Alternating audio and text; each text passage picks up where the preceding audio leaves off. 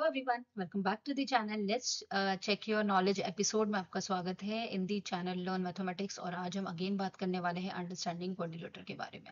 इस टॉपिक से related already मैं 3 वीडियो पब्लिश कर चुकी हूँ। अगर आपने वो नहीं देखी, please go and check out these you know questions also. हर ईच क्वेश्चन में वीडियो में 5 क्वेश्चंस आपके हैं। सो यानी कि ऑलरेडी 15 क्वेश्चन पब्लिश हो चुके हैं। आज 5 क्वेश्चंस और कल की वीडियो में हम और इस टॉपिक से रिलेटेड बात करेंगे। उसके बाद हम नेक्स्ट वीक किसी और टॉपिक के बारे में बात करेंगे।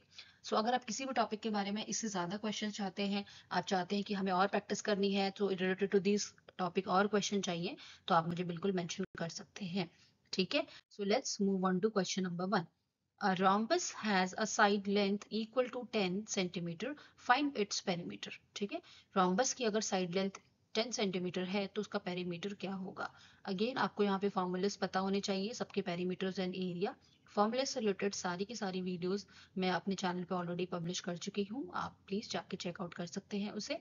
और इन सारे टॉपिक से रिलेटेड, चाहे वो क्वाड्रिलेटरल से रिलेटेड हो, किसी भी चीज से रिलेटेड हो, उनके डीप एंड अंडरस्टैंडिंग वीडियोस भी मैं ऑलरेडी अपने चैनल पे डाल चुकी हूँ, तो आप वो बिल्कुल चेकआउट कर सकते हैं।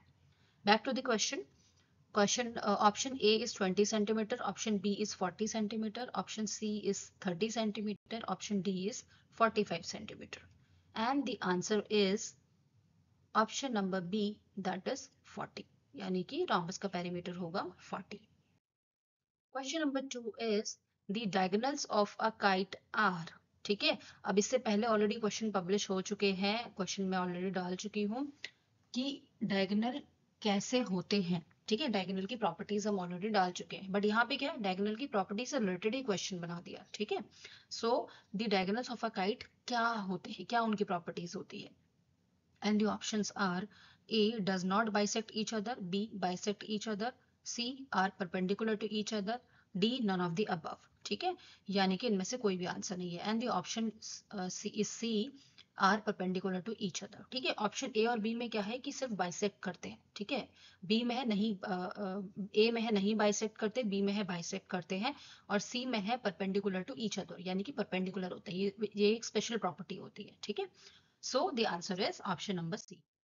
And the question number 3 is a rhombus has a side length equal to 8 centimeter. Find its perimeter. ठीक है, अगर rhombus की length 8 सेंटीमीटर है तो उसका पेरीमीटर क्या होगा। Option A is 25 centimetre, option B is 28 centimetre, option C is 32 centimetre, and option D is 30 centimetre. And the correct answer is option number C, that is 32 centimetre. ठीक है, so the perimeter जो होगा वो होगा आपका 32। Let's move on to question number 4. ABCD is a parallelogram. If angle A is equal to 50, then find the measure of its adjacent angle.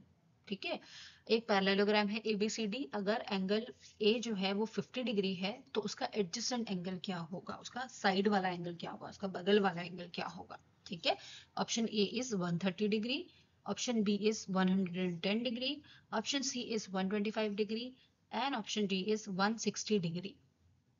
And the correct answer is option number A, 130 degree. ठीक है, let's move on to another question and last question of this video, question number 5. The perimeter of a rhombus is, formula क्या होता है। सो देखिए, इसी video में आपको perimeter से रिलेटेड क्वेश्चन भी पता चल गए और आपको पेरीमीटर भी पता चल गया। सो देखा कितना हेल्पफुल होते हैं आपके लिए इस तरह के क्वेश्चंस।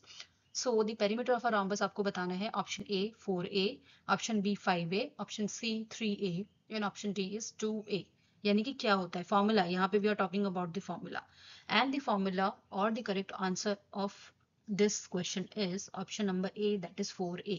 यानी कि रोम्बस का पेरीमीटर का फॉर्मूला होता है 4a। तो आपको ये पता चल गया। अब इससे रिलेटेड आप पुराने क्वेश्चंस जो थे 2-3 वो भी आप सॉल्व कर सकते हैं। सो आई होप आज के इस नए वीडियो में आपने कुछ सीखा होगा, आपने कुछ नए 5 क्वेश्चन में से कुछ न्यू लर्न करा होगा। सो अगर आपको वीडियो अच्छी लगी तो please like share and subscribe to this channel and share with your friends and family member. कोई भी डाउट है, कोई भी क्वेरीज है अगर आपकी, या कोई सजेशंस है, तो आप मुझे बिल्कुल लिख सकते हैं मेरे कमेंट सेक्शन में। मिलते हैं नेक्स्ट वीडियो में, यानी कि कल, with the another 5 question on the same topic, understanding quadrilateral के बारे में। Till then, bye bye.